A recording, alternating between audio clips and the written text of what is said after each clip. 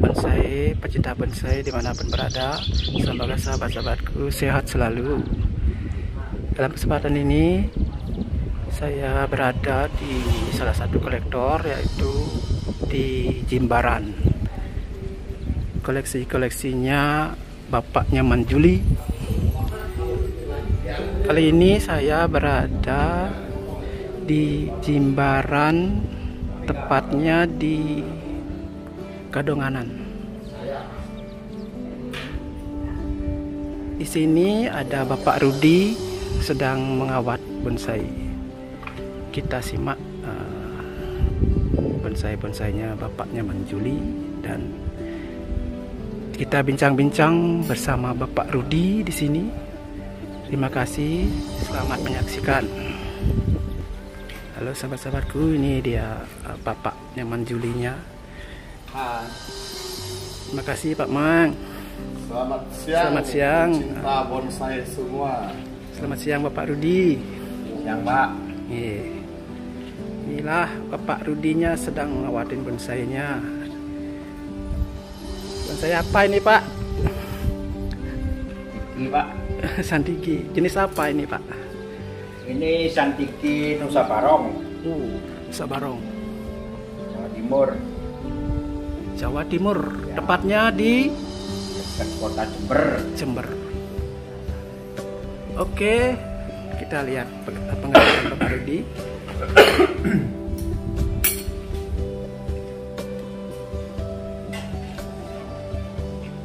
Kita simak dulu sebentar bonsainya.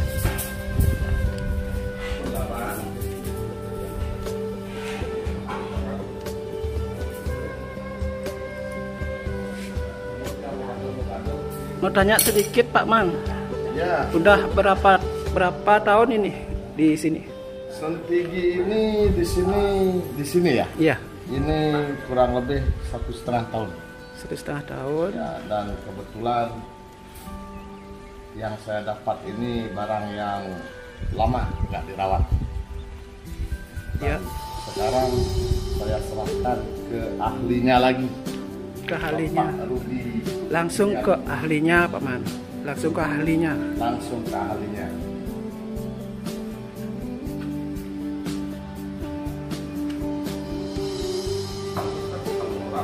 Pak Rudi, nanti perawatan kedepannya ini apa yang harus dilakukan dengan kondisi pohon seperti ini?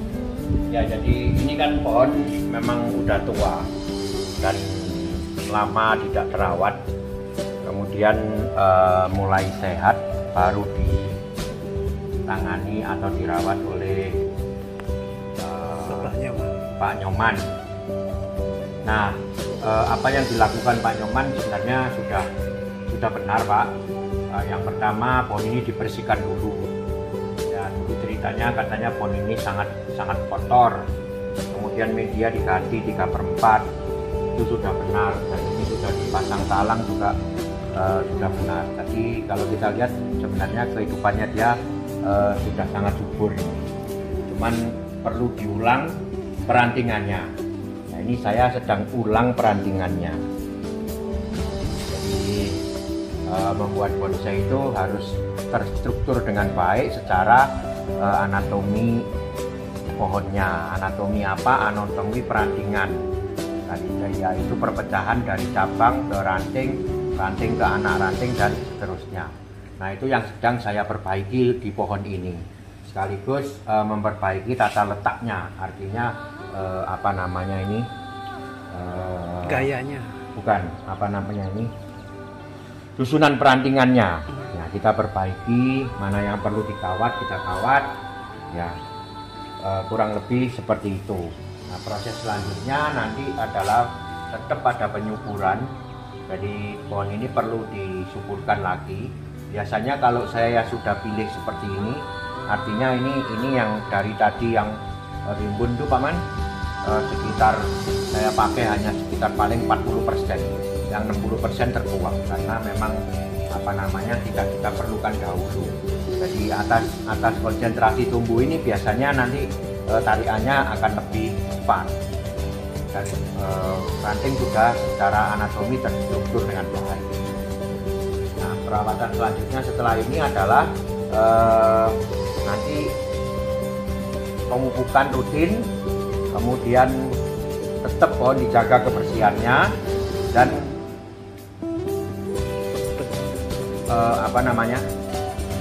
ditaruh di tempat yang panas, full angin. Nah, itu Sandiki menghendaki tempat-tempat yang seperti itu untuk proses kesehatannya dia. Pak Rudi, nanti ke depannya untuk membuat pohon ini berkembang dengan baik, berapa bulan sekali perawatan, artinya kunjungan Pak Rudi ke bonsai ini kan memang ada perawatan harian, ada perawatan bulanan gitu ya. Saya di sini tugasnya hanya bertanggung jawab terhadap styling dari pohon ini ataupun keindahan dari pohon ini. Nah, Bapak sebagai yang punya kan bertanggung jawab terhadap kesehatan dari pohon ini. Nah, yang Bapak lakukan, kita bagi tugas nih Pak. Yang Bapak lakukan adalah menjaga kesehatan atau merawat harian. Yang saya lakukan adalah mendesainnya. Nah, untuk rawatan harian Sandiki sebenarnya sangat mudah. Tadi sudah saya utarakan bahwa yang pertama penempatan, dia harus full sinar, full angin. Kemudian pemupukan digunakan pupuk organik cair yang sudah terfermentasi setiap minggu. Boleh disemprot, boleh disiram ke media. Pupuk itu biasanya yang kita gunakan kalau Sandiki pakai fermentasi kotoran kambing saja. Jadi dia lebih cocok untuk Sandiki. Itu sih fermentasi kotoran kambing kita gunakan setiap minggu Pak. Ya. Penyiraman rutin setiap hari sekali saja. Sebaiknya disiram sore hari. Sore hari disiram medianya sampai basah sekali. Kemudian kalau mau disiram daunnya juga boleh. Nah, ya itu saja yang paling penting dijaga supaya dia ini tidak kotor. Sandiki biasanya menghendaki kondisi yang bersih. Pak Rudi, untuk kedepannya karena sekarang sudah memasuki musim hujan, biasanya kan hama awal-awal musim hujan biasanya kan banyak hama yang menyerang bonsai. Nah, insektisida yang cocok untuk tanaman sentigi ini apa Pak? Dan cara penerapannya bagaimana?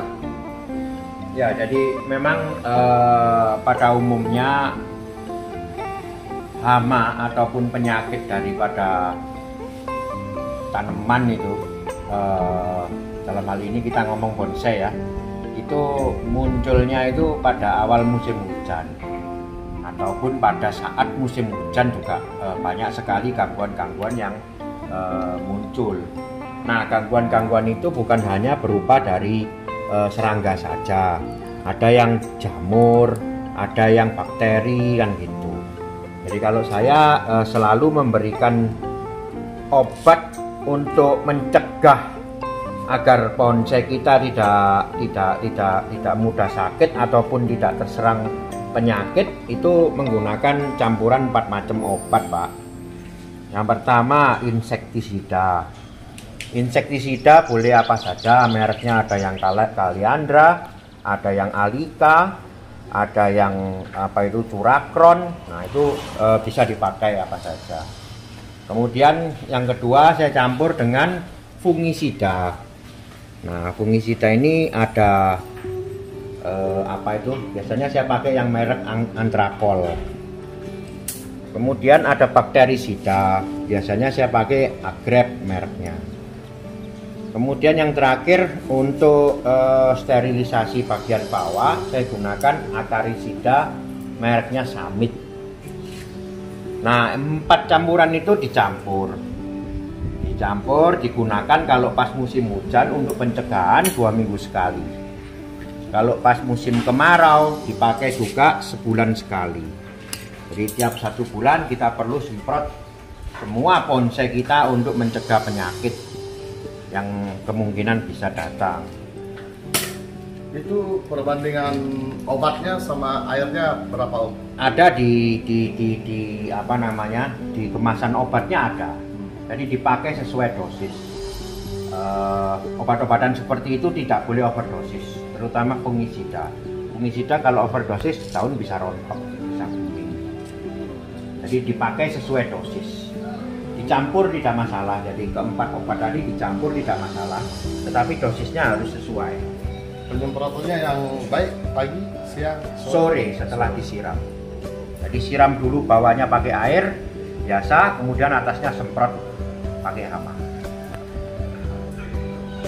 Izin Pak Rudi bertanya tadi, itu tadi masalah nyampur, dicampur itu ke semua tadi itu dicampur satu-satu gitu, sama campurannya?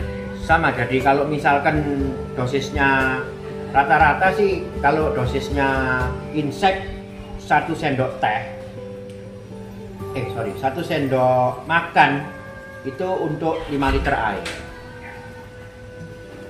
Fungisida juga sama, akarisida juga sama. Yang dosisnya sedikit itu agrep. Kalau agrep itu berupa bubuk, jadi paling seujung sendok lah, kira-kira 1/5 sendok teh, 1/5 sendok makan itu untuk 5 liter. Nah itu diaduk dulu jadi satu, misalkan di kaleng dulu atau di gayung dulu, kemudian kita tuangkan dalam air yang sesuai 5 liter. Kalau 15 liter ya 3 kalinya 3 sendok makan. Nah disemprotkan rata kepada daun dan badan bonsai. Medianya juga? Ya sekali-sekali saja, nggak harus setiap saat kita insek kita siram media.